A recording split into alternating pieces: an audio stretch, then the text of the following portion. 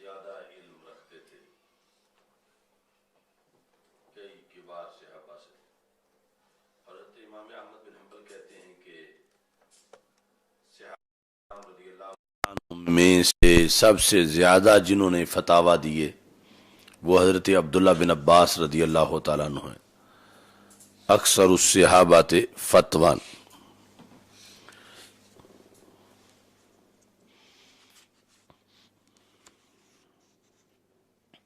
حضرت عبداللہ بن عباس رضی اللہ تعالیٰ عنہ کہتے ہیں کہ ضمنی رسول اللہ صلی اللہ علیہ وسلم، مجھے اپنے ساتھ لگایا رسول اکرم صلی اللہ علیہ وسلم نے، اور یہ دعا مانگی اللہم علمہ الکتاب. اور بعض احادیث میں خود بخاری شریف میں بھی آگے آئے گا اللہم علمہ الحکمت الکتاب کی جگہ، اور بعض میں علم کی جگہ فقہ ہو اللہم فقہ الکتاب. فقہ الکتاب.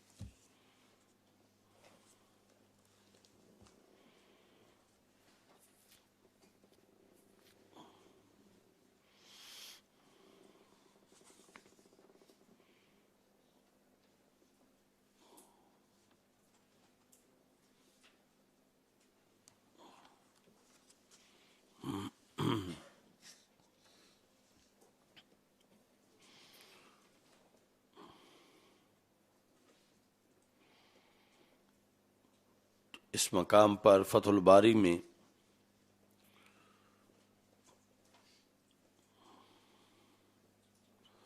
حضرت عبداللہ بن عباس رضی اللہ تعالی عنہما سے جو آداب رسالت کے لحاظ سے حدیث مروی ہے اس کا ذکر ہے.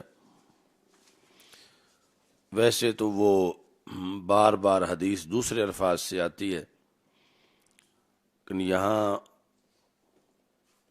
فتح الباری 225 صفحے پر جلد نمبر 2 میں یہ ہے کہ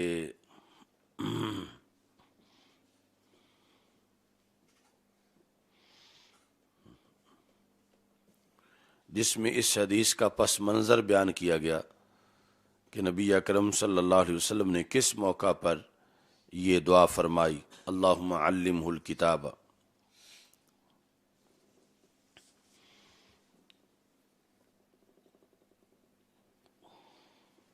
تو اس کا ایک ممکنہ موقع بیان کرتے ہوئے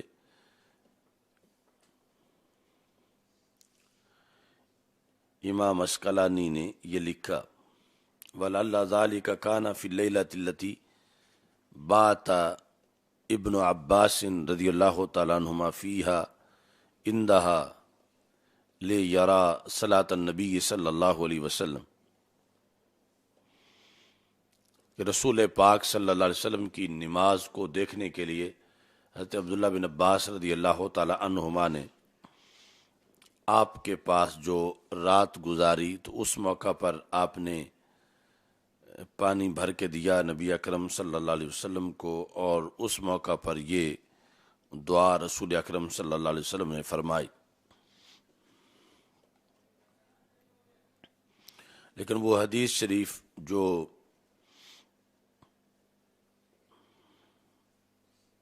اہم ہے آداب رسالت صلی اللہ علیہ وسلم کے لحاظ سے،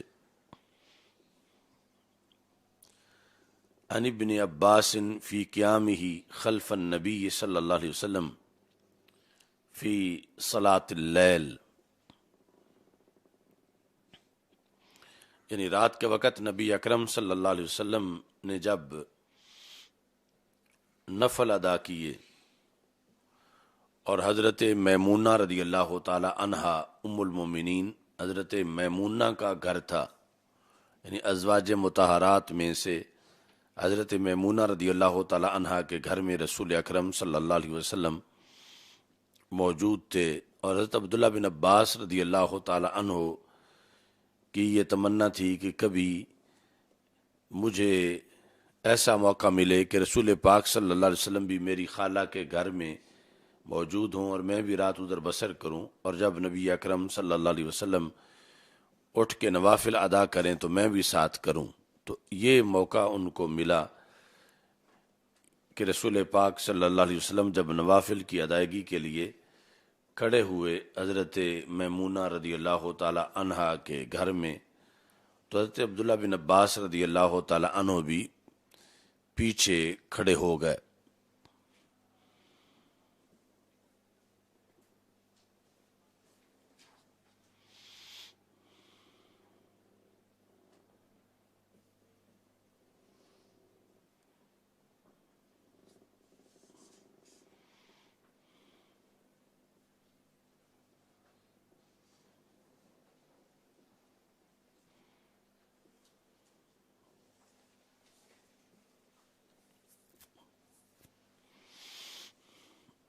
تو جب پیچھے کھڑے ہوئے تو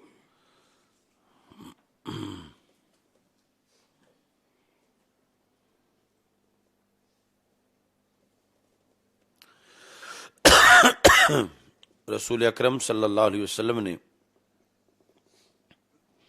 حضرت عبداللہ بن عباس رضی اللہ تعالیٰ عنہما کو اپنے برابر کھڑا کیا۔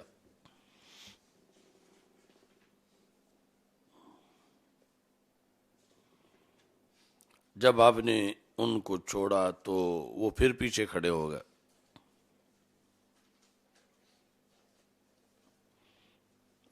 یعنی ایسا متعدد بار ہوا۔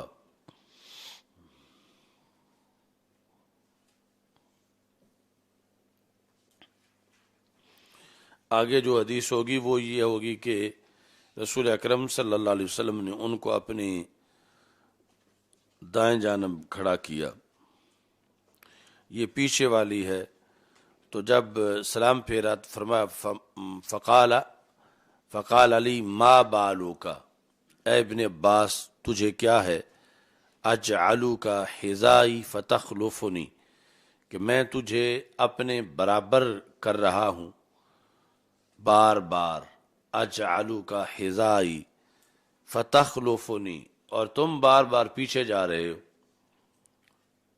اجعلوکا حذائی فتخلفنی، یعنی مضارع کا صیغہ بولا۔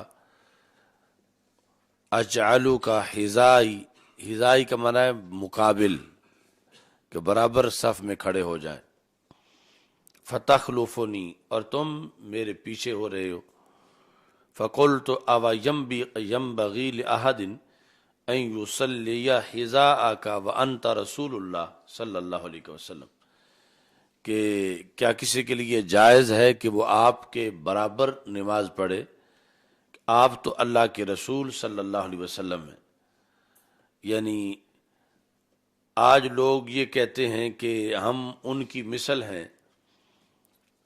یا ان کے بھائی ہونے کا دعویٰ کرتے، جو من وجہ تھے کہ چچا کے بیٹے تھے حضرت عبداللہ بن عباس رضی اللہ تعالیٰ عنہ، تو انہوں نے تو رسول اکرم صلی اللہ علیہ وسلم کو بھائی قرار دے کے برابری نہیں کی، بلکہ انہوں نے یہ کہا کہ اگرچہ نسب کے لحاظ سے میں بھائی بنتا ہوں لیکن آپ میرے رسول صلی اللہ علیہ وسلم ہیں، وَأَنْتَ رسول اللہ صلی اللہ علیہ وسلم۔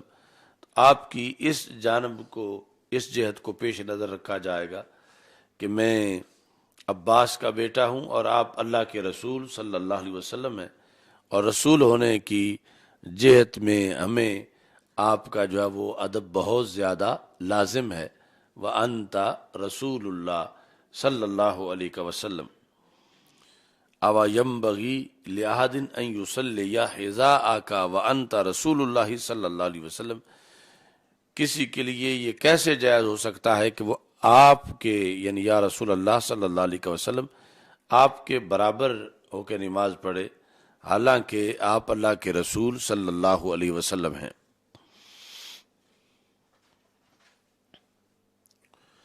تو اس موقع پر یعنی رسول پاک صلی اللہ علیہ وسلم نے یہ جواب سن کے حضرت عبداللہ بن عباس رضی اللہ تعالی عنہما کے لیے یہ دعا کی کہ اے اللہ ان کو علم اور فہم زیادہ عطا فرما۔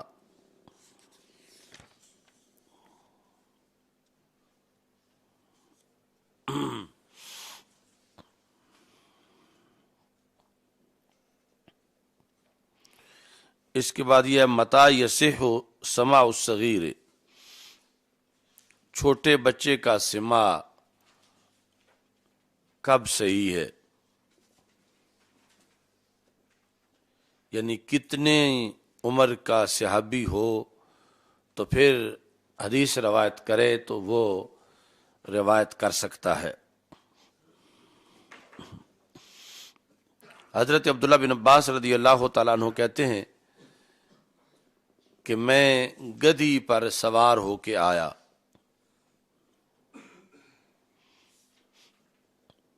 حمار کے بعد جب اتان کی قید ہو تو پھر مراد معین طور پر گدھی ہوتا ہے، یعنی ویسے تو حمار جو ہے وہ مذکر مؤنث دونوں پہ بولا جاتا ہے، گدھا ہو یا گدھی ہو اس کو حمار کہا جاتا ہے، لیکن جب حمار کے بعد صفت اتان آ جائے تو اب معین ہو جاتا ہے کہ حمار سے مراد گدھی ہے، گدھا نہیں ہے۔ مطلقاً اگر حمار ہو تو دونوں مراد ہو سکتے ہیں، لیکن جب اتان آ جائے تو پھر گدھی اس سے مراد ہے معین طور پر، اب گدھا مراد لینا جائز نہیں ہے۔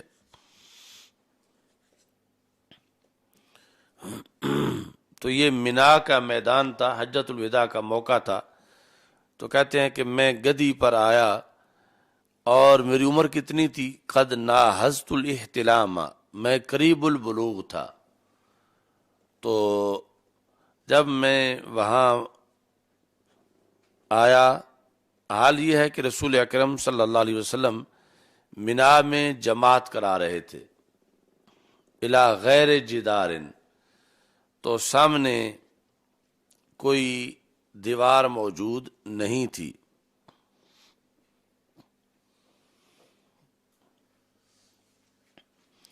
فمررت بین یدی الصف، یدی بعض الصف، میں بعض صف کے آگے سے گزر گیا، یعنی جماعت ہو رہی تھی تو پوری صف تو میں نے کراس نہیں کی، لیکن کچھ صف کے آگے سے آگے پہنچ کر یعنی آگے سے گدھی گزری تو پھر میں نیچے اتر گیا۔ وَأَرْسَلْتُ الْأَتَانَ تَرْتَعُ، ترتعُ حال ہے کہ میں نے چھوڑ دیا گدھی کو درا حال کہ وہ چرتی پھرے، ایسی صورتحال میں میں نے چھوڑا تو فدخلت فی الصف، میں صف میں داخل ہو گیا۔ فلم ینکر ذالک علیہ، تو جب رسول پاک صلی اللہ علیہ وسلم نے سلام پھیرا تو میرے اس عمل پر کوئی رد نہیں فرمایا۔ اب یہاں سے یہ امام بخاری نے ترجمۃ الباب قائم کیا کہ اگرچہ صحابی بالغ نہ ہو، قریب البلوغ ہو، پھر بھی وہ روایت کریں تو روایت صحیح ہے، جس طرح کہ حضرت عبداللہ بن عباس رضی اللہ تعالی عنہما کی اس روایت کو مانا گیا ہے۔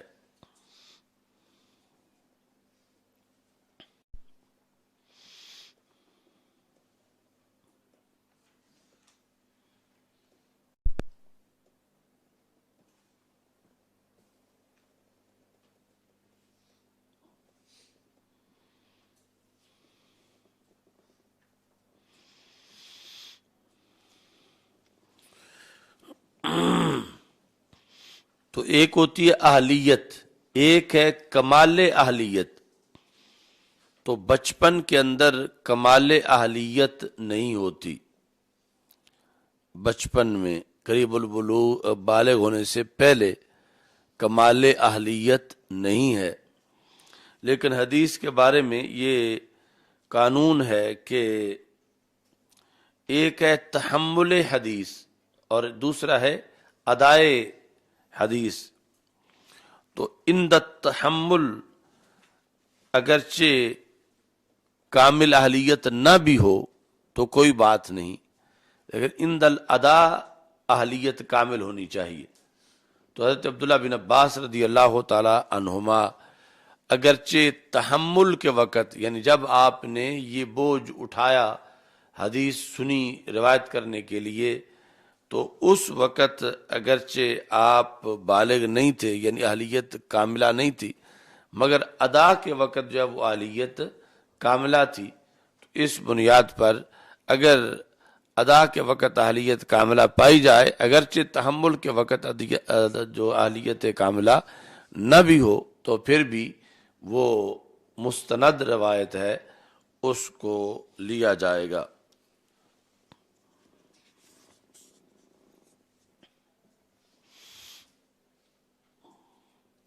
اس سلسلہ میں دوسری حدیث جو ہے وہ یہ روایت کی حضرت محمود بن ربی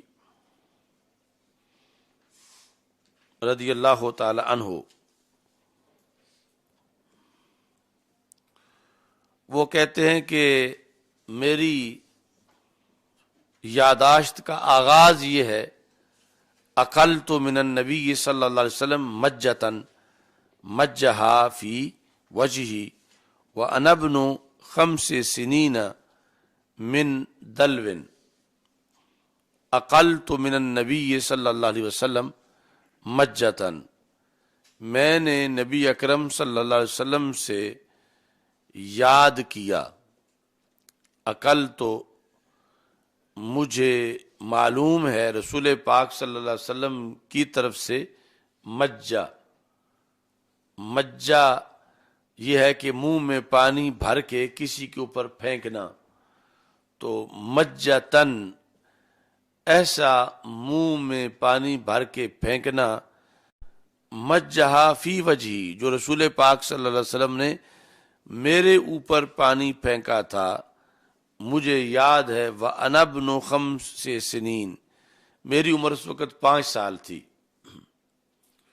تو 5 سال، اب بات بتاتے وقت تو اہلیت کاملہ ہے، تو تحمل کے وقت جو ہے وہ اہلیت کاملہ نہیں تھی، لیکن پھر بھی اسے صحابی سے روایت کیا گیا کہ جو انہوں نے بتایا۔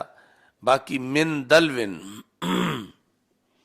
مجہا فی وجہی، اس کے ساتھ اس کا تعلق ہے، من دلون کہ پانی سے منہ بھرتے وقت پانی بھرا کہاں سے تھا، پھینکا تو مجھ پر، بھرا تھا من دلون ایک ڈول سے، ان ڈول سے پانی لے کر رسول پاک صلی اللہ علیہ وسلم نے خوشطبی فرمائی اور وہ پانی منہ میں بھر کے مجھ پر پھینکا، تو مجھے وہ وقت یاد ہے، یعنی جب میری عمر ابھی 5 سال کی تھی اور رسول پاک صلی اللہ علیہ وسلم نے مجھے اس امر سے نوازا تھا۔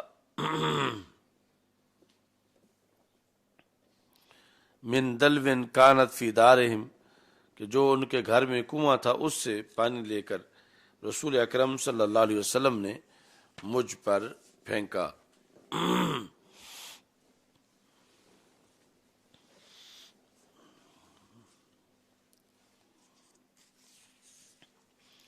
اب اتنا ضروری ہوتا ہے متعلق کو پہچاننا کہ من دلوین کا یہ مطلب نہیں ہے کہ میں 5 سال کا تھا ڈول میں، یعنی من دلوین کے قریب تو 5 سال ہے، لیکن من دلوین کا تعلق 5 سال سے نہیں ہے، بلکہ من دلوین کا تعلق جو ہے وہ مجہ سے ہے کہ پانی منہ میں بھرا کس جگہ سے تھا، کہاں سے پانی لیا تھا، تو وہ یہ ہے کہ ڈول سے پانی لیا تھا رسول اکرم صلی اللہ علیہ وسلم نے۔ محمود بن ربی،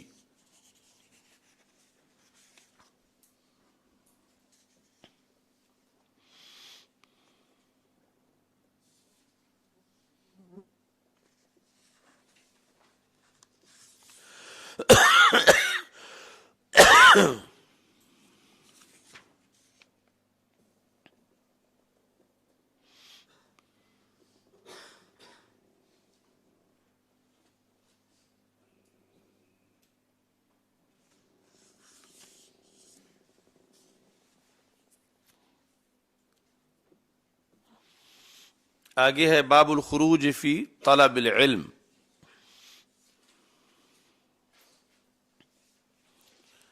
طلب علم کے اندر نکلنا. ورحل جابر بن عبد اللہ مسیرۃ شہر، سفر کیا حضرت جابر بن عبداللہ رضی اللہ تعالی عنہ نے. یہ جابر بن عبداللہ انصاری جو ہیں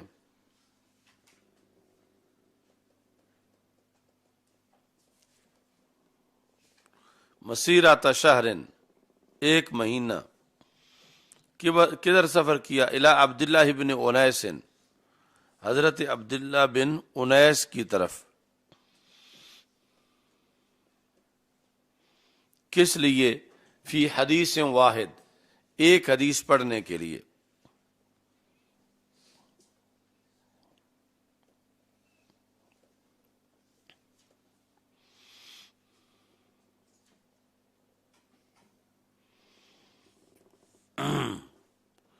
اور آگے حدیث جو ہے وہ وہی ہے جو پیچھے حضرت موسیٰ علیہ السلام اور حضرت خضر علیہ السلام والی گزری ہے.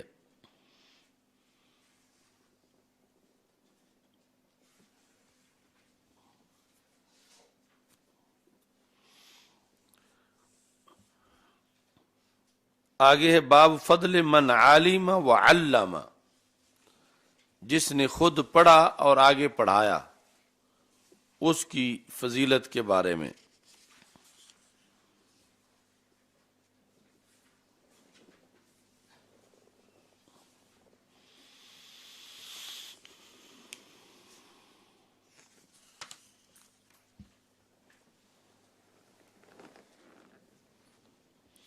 خود پڑھا اور پڑھایا.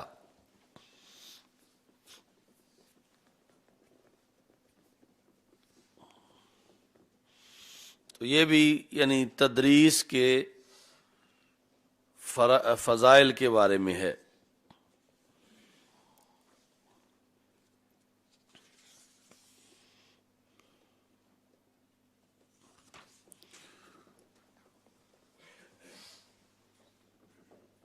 اور ہمارا یعنی اس کا جو ایک اہم ترجمۃ الباب ہے وہ ہے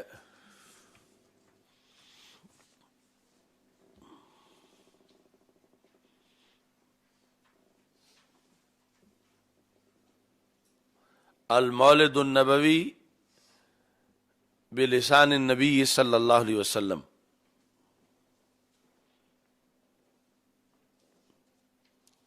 رسول اکرم صلی اللہ علیہ وسلم کی زبان اقدس سے بیان میلاد. تو اس کا عرف عام میں نام رکھا ہوا حدیث میلاد، کہ رسول اکرم صلی اللہ علیہ وسلم نے خود اپنا میلاد کس طرح بیان کیا کہ آپ کے آنے سے کائنات کو کیا کچھ ملا اور کیا تبدیلی آئی کائنات میں اور کتنا بڑا انقلاب آیا اور اس کے اثرات قیامت تک کس قدر موجود رہیں گے.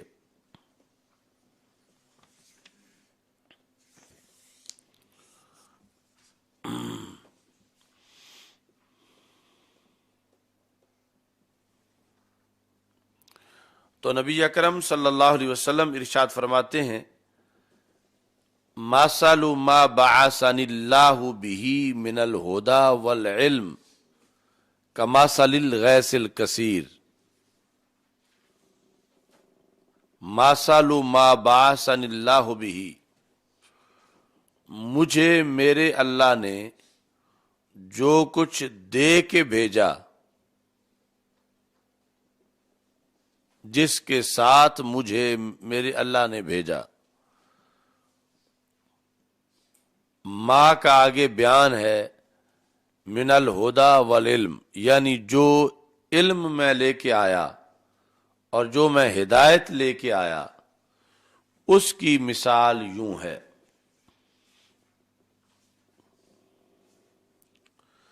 تو رسول اکرم صلی اللہ علیہ وسلم خالی نہیں آئے دنیا میں، آپ دنیا میں آئے تو علم کے ہمراہ آئے، اور آپ دنیا میں تشریف لائے تو ہدایت کے ہمراہ تشریف لائے۔ خود اپنی زبان سے آپ اپنے آنے کے ساتھ جو برکات آئیں انہیں بیان فرما رہے ہیں۔ مثل ما بعثنی، اس کی مثال جس کے ہمراہ مجھے میرے رب نے بھیجا، من الہدی والعلم کمثل الغیث الکثیر، میری دنیا میں آمد کی مثال یوں ہے جیسے کائنات میں بارش برستی ہے۔ یعنی آمد مصطفیٰ صلی اللہ علیہ وسلم کو تشبیہ خود رسول پاک صلی اللہ علیہ وسلم نے بارش کے ساتھ دی، اور بارش بھی وہ نہیں کہ جو رم جم ہو اور پیاس نہ بجھے، کمثل الغیث الکثیر، ایسی بارش جو کہ موسلادھار برسے۔ میری مثال کائنات میں، میری آمد کی مثال دنیا میں یوں ہے جس طرح کے موسلادھار برسنے والی بارش ہو۔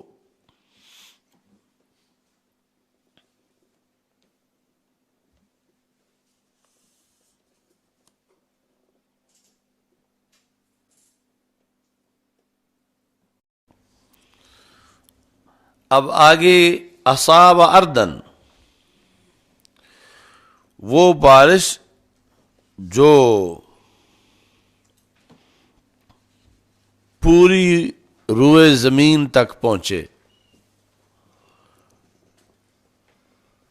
یعنی کبھی بارش تو موسلادھار ہوتی ہے مگر آگے ہوتی ایک شہر میں ہے یا ایک ملک میں ہے، لیکن رسول اکرم صلی اللہ علیہ وسلم کی آمد اس موسلادھار بارش کی طرح ہے کہ جو کائنات کے ہر چپے پہ برسے، اور کوئی ایریا، کوئی ملک، کوئی علاقہ اس بارش سے خشک نہ رہ جائے، ایسی بارش۔ اصاب اردا،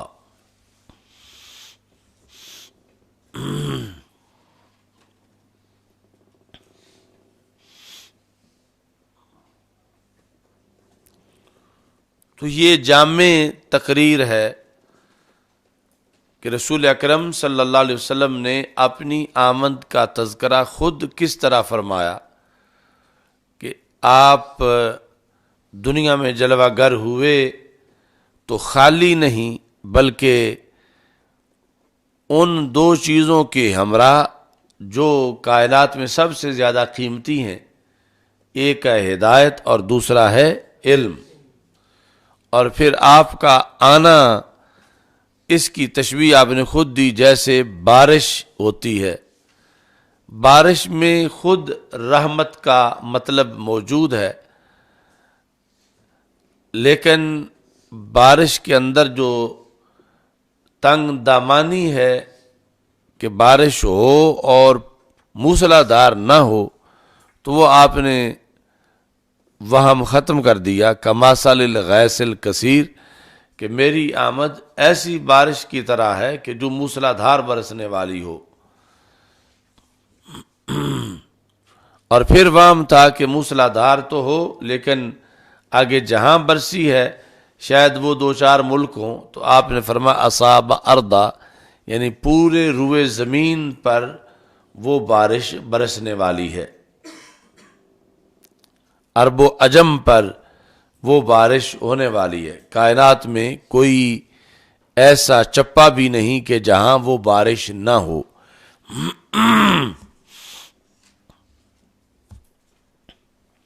تو مطلب یہ ہے کہ آمد مصطفیٰ صلی اللہ علیہ وسلم کی خوشی کائنات کے ہر چپے پر لازم ہے، چونکہ ہر چپا ہی نوازا گیا۔ کوئی ایسا ملک نہیں جو اس بارش سے محروم رہا ہو۔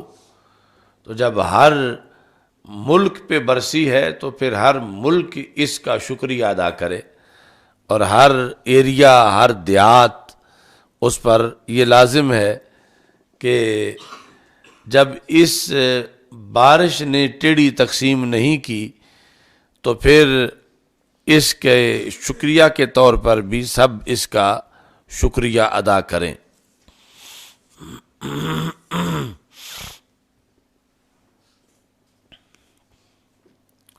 اب سوال پیدا ہوتا تھا تو اس کا پھر آگے جواب دیا گیا۔ سوال یہ پیدا ہوتا تھا کہ اگر ہر چپے پہ بارش برسی ہے تو پھر ہر چپے پہ بہار کیوں نہیں آئی؟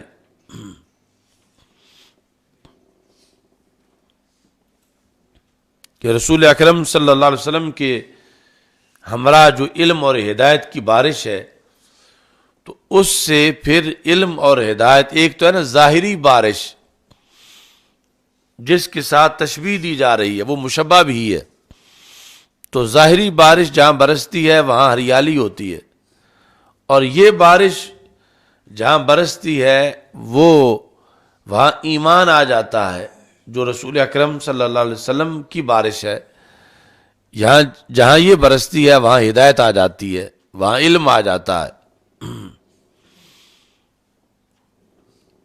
اب دونوں میں ما بالاشتراک جو ہے وہ احیاء ہے، یعنی وہ بارش جو ظاہری بارش ہے جب زمین پہ برستی ہے تو بنجر زمین بھی ہری بھری ہو جاتی ہے، تو زمین زندہ ہو جاتی ہے، ایسے ہی جہاں علم کی بارش برستی ہے وہ سینے زندہ ہو جاتے ہیں۔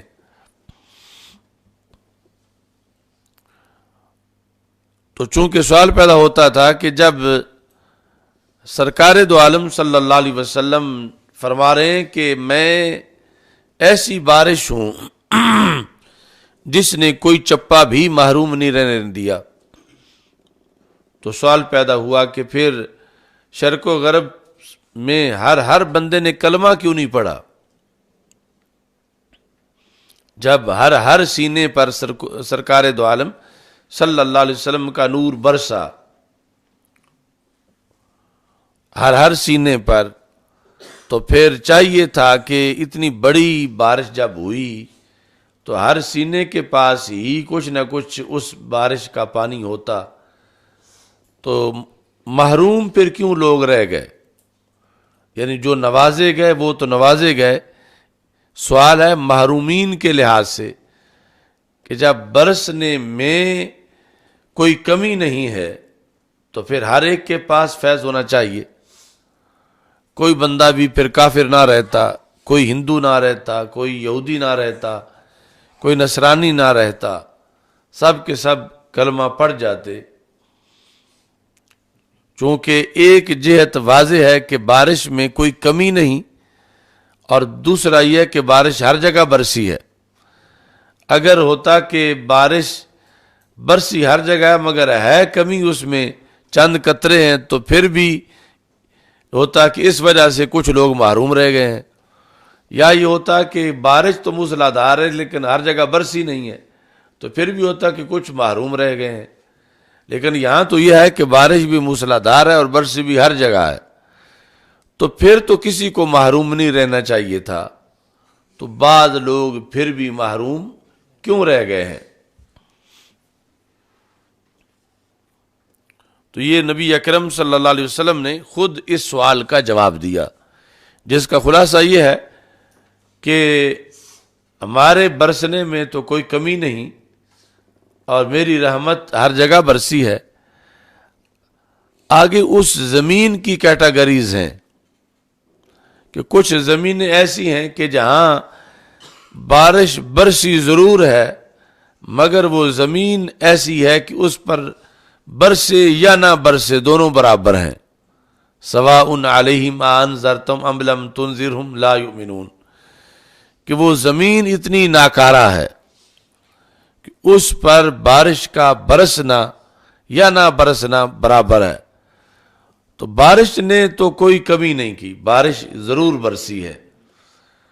اب اگر اس زمین کے پاس کچھ تمہیں نظر نہیں آتا تو تم میری بارش کے برسنے کا انکار نہ کرو یا اس کے موسلادھار ہونے کا انکار نہ کرو۔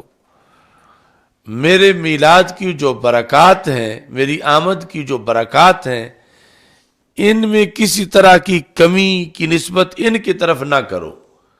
میری برکتوں نے تو ہر کسی کو مالا مال کیا ہے۔ آگے یہ علیحدہ علیحدہ قابلیت ہے کہ جہاں پہ برسی ہے بارش، وہ زمین کیسی ہے۔ تو کبھی زمین کے ناقص ہونے کی وجہ سے پتہ نہیں چلتا کہ یہاں بھی بارش برسی ہے، کہ وہ زمین اس بارش کے فیض سے محروم ہوتی ہے۔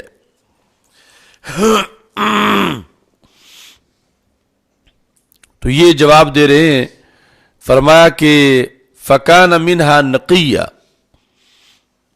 ان زمینوں میں سے ایک زمین نقیہ ہے، یعنی تین طرح کی زمینیں ہیں۔ جس طرح ظاہری طور پر ایک زمین میرا زمین ہے، میرا زمین جو ہے وہ یہ ہے کہ اس میں پتھروں کی آمیزش نہیں ہے اور ریت کی مقدار مٹی میں زیادہ ہے، تو پھر وہ زمین میرا ہے۔ اور ایک زمین ایسی ہے کہ وہ دامنے کو میں ہے، یعنی جس میں نیچے دائیں بائیں پہاڑ ہے، پتھر ہی پتھر ہیں۔ اور ایک زمین جو ہے وہ ایسی ہے کہ وہ شور زمین ہے، جس کو سیم زدہ زمین کہا جاتا ہے۔ تو یہ بڑی تین قسمیں بیان کی، اگرچہ ان کی آگے کئی قسمیں بنتی ہیں۔ اور یہاں بھی یہ پتہ چلا کہ نبوت کے علم کے اندر دنیا کے علوم ان کا بھی ایک حصہ ہے، یعنی ویسے زمین کی قسموں کو بیان کرنا یہ کاشتکاروں کا طریقہ ہے، کاشتکاروں کا مضمون ہے، لیکن رسول اکرم صلی اللہ علیہ وسلم اس مضمون سے بھی بے خبر نہیں تھے کہ ظاہری بارش کے لیے زمین کا کردار کیا ہے اور کتنی قسموں کی زمین ہے۔ تو اسی کے ساتھ تشبیہ دے کر پھر اپنے علم و حکمت کی بارش کو بھی بیان کیا اور اس کے لحاظ سے جو کردار ہے اس کو واضح کیا کہ میرے آنے سے کتنی بارش برسی اور کس کس کو کتنا فائدہ ہوا۔ فَكَانَ مِنْهَا نَقِيًّا، دوسری جگہ ہے طائفہ طیبہ، پہلی قسم کی زمین یعنی میرا زمین۔ یہ کیا کرتی ہے؟ فرمایا جب میری بارش ہوئی قابلۃ الماء، اس نے پانی کو قبول کر لیا، یعنی بارش ہونے پر پانی کو آگے بہنے کی اجازت نہیں دی کہ بہہ کے چلا جائے اور پتہ ہی نہ چلے کہ یہاں بارش ہوئی تھی۔ قابلۃ الماء، پانی کو جذب کر لیا، اوپر سطح پہ بھی کھڑا نہیں رکھا، اندر جذب کر لیا۔ قابلۃ الماء، پانی کو جذب کر لیا۔ یہ میرا زمین کہ بارش ہونے کے بعد اس کے دامن میں نہ تو کوئی تالاب نظر آتا ہے اور نہ ہی وہ پانی اس سے گزر کے آگے کہیں سمندر میں چلا جاتا ہے، وہ پانی کو اندر جذب کر لیتی ہے۔ تو جذب کرنے کے بعد کیا؟ فَأَنبَتَتِ الْكَلَأَ وَالْعُشْبَ الْكَثِيرَ، تو اس زمین نے اس پانی سے سبزہ اگایا۔ کالا انبتت، یہ اسناد مجازی ہے، والعشب الکثیر، عشب کہتے ہیں جڑی بوٹیوں کو۔ تو یہ سب سے زیادہ قدردان زمین ہے کہ جس نے پانی کو بہہ کے آگے ضائع بھی نہیں ہونے دیا کہ سمندر میں چلا جائے، اور دوسرا یہ ہے کہ پانی سطح زمین پہ ایک حوض کی صورت میں بھی نہیں بنا، بلکہ اس نے پانی کو جذب کر لیا، اور جذب کرنے کے بعد اس کا کمال یہ ہے کہ اس نے وہی پانی پھر واپس لوٹایا ہے۔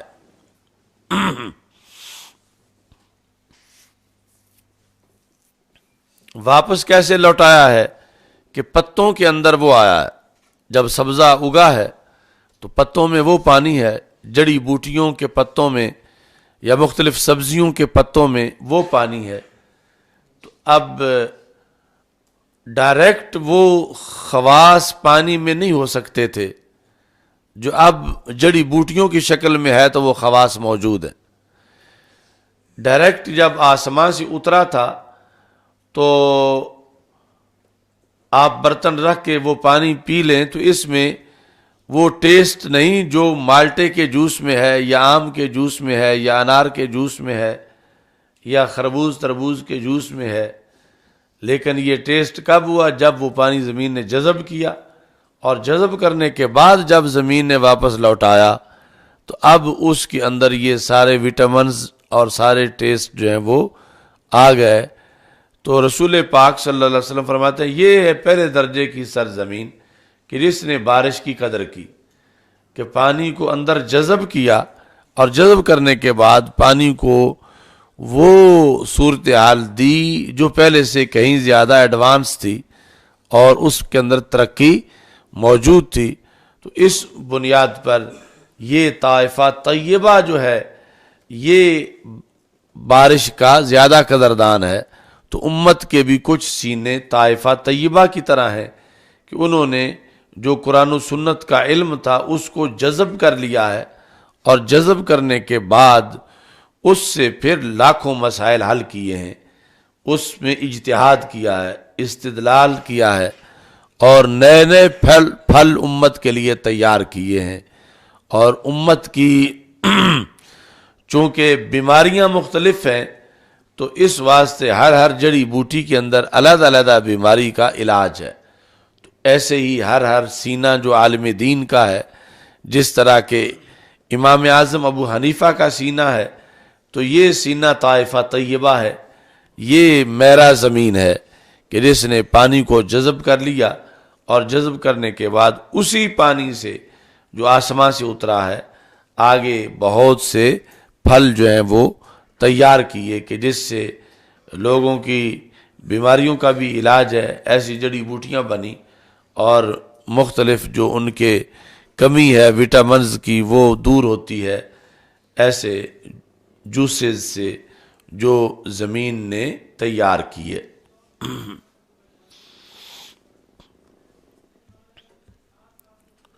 فکانت منہا طائفہ طیبہ فکان منہا نقیہ۔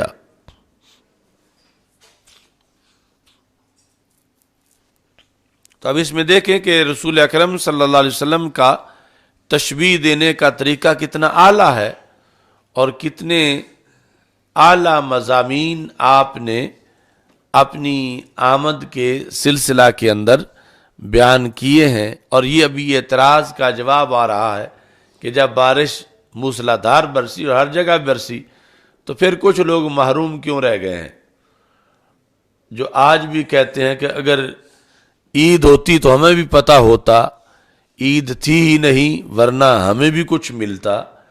تو یہ اس کا جواب ہے کہ عید نے تو مالا مال کیا، مگر آگے ہر ایک کا ظرف ہے کہ اس کی قابلیت اور صلاحیت کیا ہے کہ وہ اس عید پر جو بارش ہوئی اس کے لیے میزبان یا قدردان کا کردار اس زمین میں موجود ہے یا موجود نہیں ہے۔ فَأَنبَتَتِ الْكَلَى وَالْعُشْبَ الْكَثِيرَ۔ تو قرآن مجید میں ہے فَأَخْرَجْنَا بِهِ مِنْ كُلِّ الثَّمَرَاتِ، کہ آسمان سے ہم نے پانی نازل کیا اور اس پانی سے ہر پھل بنایا۔ یعنی زمین میں جتنے بھی زمین سے پھل اگتے ہیں ان کے اندر جو رس ہے اس میں پانی اترا ہوا ہے آسمان کا، آسمان سے اترے ہوئے پانی سے وہ رس بنا ہے۔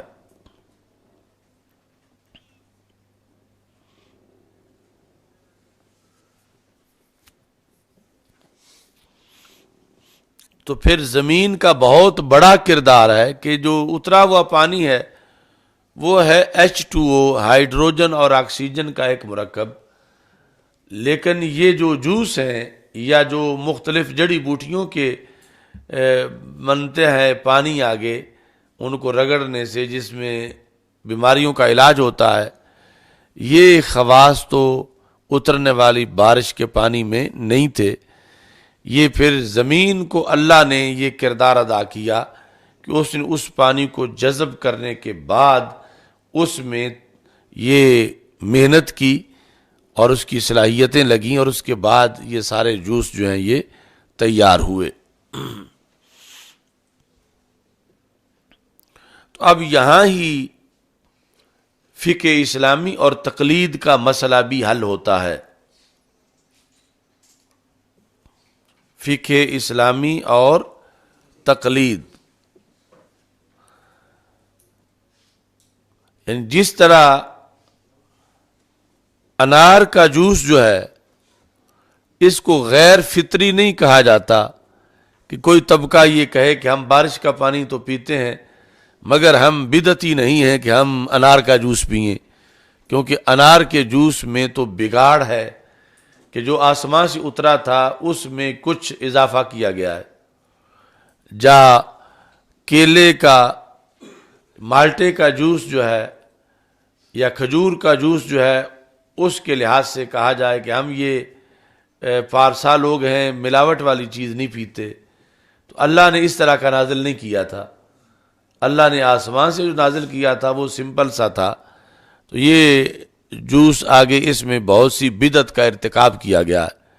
چھوٹی سی چیز تھی، یہ انہوں نے بدعتیں کر کر کے بڑی بنا دی ہے. تو سمپل پانی تھا، اب آگے یہ جو کھجور کا جوس ہے یہ قابل استعمال نہیں. یعنی ایسا کوئی توحید پرست تمہیں نظر نہیں آئے گا کہ جو یہ کہے کہ آسمان سے جو اتارا تھا وہ تو قابل عمل تھا، اب آگے اضافے کے بعد یہ قابل عمل نہیں ہے. تو ایک طرف ہے ظاہری زمین کا کردار، چونکہ بات ہو رہی ہے ساری تشبیہ کی بنیاد پر. ایک ہے ظاہری بارش، دوسری ہے باطنی بارش. ایک ہے ظاہری برسات، دوسرا ہے باطنی طور پر آمد مصطفیٰ صلی اللہ علیہ وسلم. ظاہری بارش کے لیے ایک زمین ہے اور اس کی قسمیں ہیں، تو باطنی بارش کے لیے دلوں کی زمین ہے اور پھر اس کی مختلف قسمیں ہیں. یعنی قرآن و سنت کی بارش کے لیے یہ ظاہری زمین کی بات نہیں ہے، بلکہ یہ صرف سمجھانے کے لیے کہ دل 3 کیٹاگریز کے ہیں. ایک وہ جو جذب کر لیں، دوسرے وہ جو حوض کی طرح ہوں، تیسرے وہ جو کہ سیم زمین کی طرح ہوں، نہ جذب کریں اور نہ حوض بنے اور کوئی بھی فائدہ انہیں میسر نہ آئے.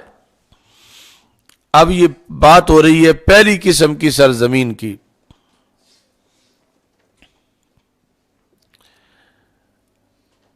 تو جیسے ظاہری زمین کی پیداوار ہے ویسے ہی پھر باطنی زمین کی پیداوار بھی ماننی پڑے گی.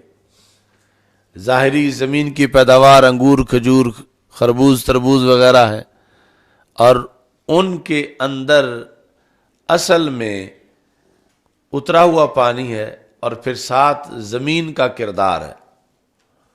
تو پھر باطنی بارش کی، باطنی زمین کی باطنی پیداوار میں بھی کچھ تو اصل اترا ہوا ہے اور کچھ آگے اس دل کی زمین کا کردار ہے.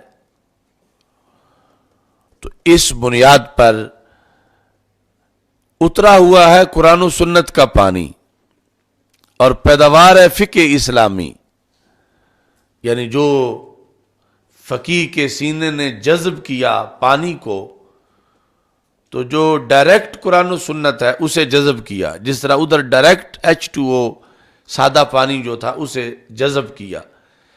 اس کو جب ظاہری زمین نے جذب کیا تو انار، انگور، کھجور وغیرہ بنے. اس کو سب نے ہی استعمال کیا اور کسی نے وہاں ملاوٹ کا قول نہیں کیا یا بدعت کا قول، تو ادھر حدیث کے مطابق تو یہاں بھی جب باطنی زمین مانی گئی، باطنی بارش مانی گئی، تو باطنی پیداوار بھی مانی جائے گی۔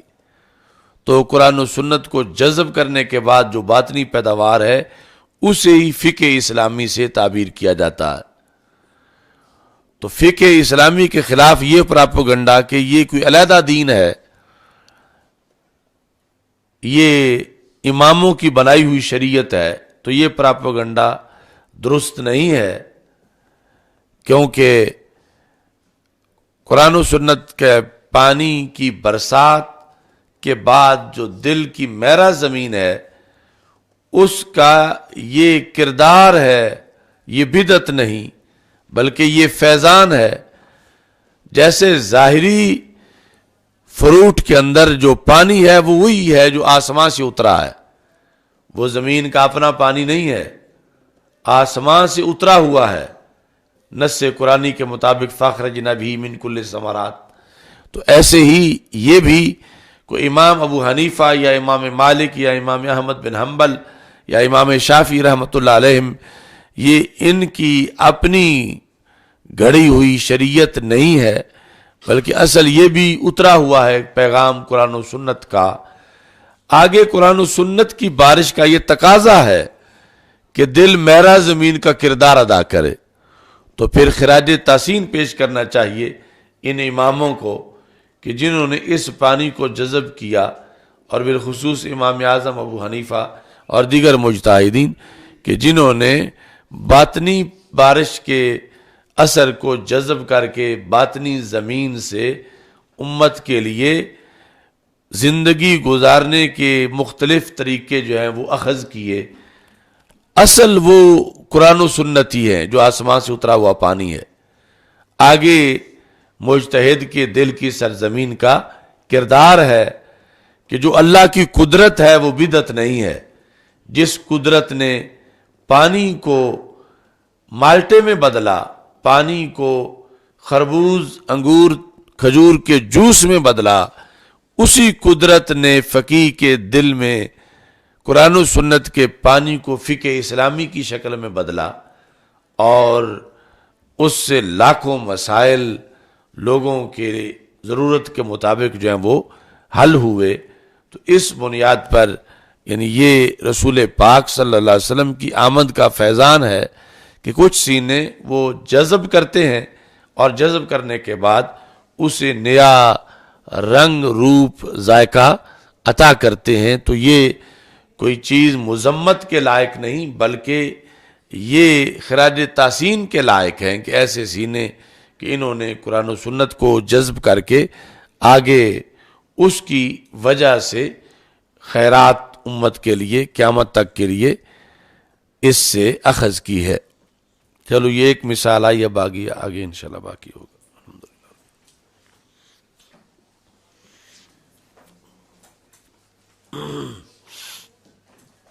الحمدللہ رب العالمین والعاقبۃ للمتقین والصلاۃ والسلام علی رسول الکریم، استغفر اللہ لا الہ الا اللہ وحدہ لا شریک لہ، لہ الملک و لہ